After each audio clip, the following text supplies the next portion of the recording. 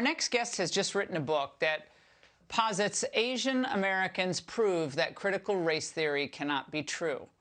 Joining us now is Kenny Xu, author of An Inconvenient Minority, The Attack on Asian American Excellence and the Fight for Meritocracy. Kenny, your reaction to this emoting, constant emoting over the last few days in Washington about the need to protect minority rights. You heard the Texas representatives as they fled here, proclaiming that they're the only real safeguards left of minority voting rights. And you say?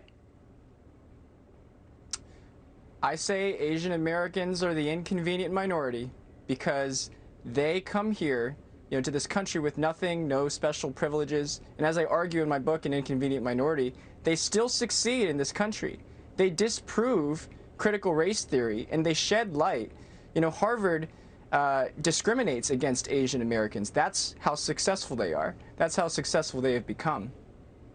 Well, when you look at the controversy around education today, in the Washington, D.C. area in Fairfax County, there's a really high-performing school.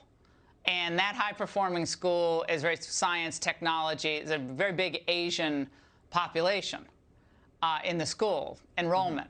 Well, they want to change the standards of the school so merit doesn't really rule the day anymore. They want to make it so the merit doesn't really count. What does that tell you? And how does that hurt a minority here in the United States? Well, it hurts Asian Americans because now Asian Americans, can't, even though they work hard, they're not treated on the basis of their hard work. But Laura, the theme of your show is national security. And I say this is a national security issue because if you want to compete with China in the tech war, you need the best and the brightest. You need the best and the brightest to go to the best schools.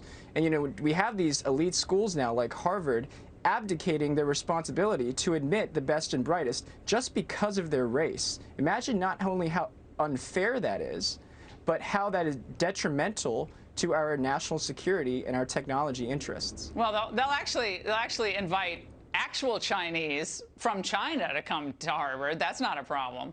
It's just the Asians here in this country who are loyal to America. Well, I hope we see some changes in the Asian voting, though, Kenny, because I think that's been surprising to a lot of people over the years. But we'll see. And congrats on the book.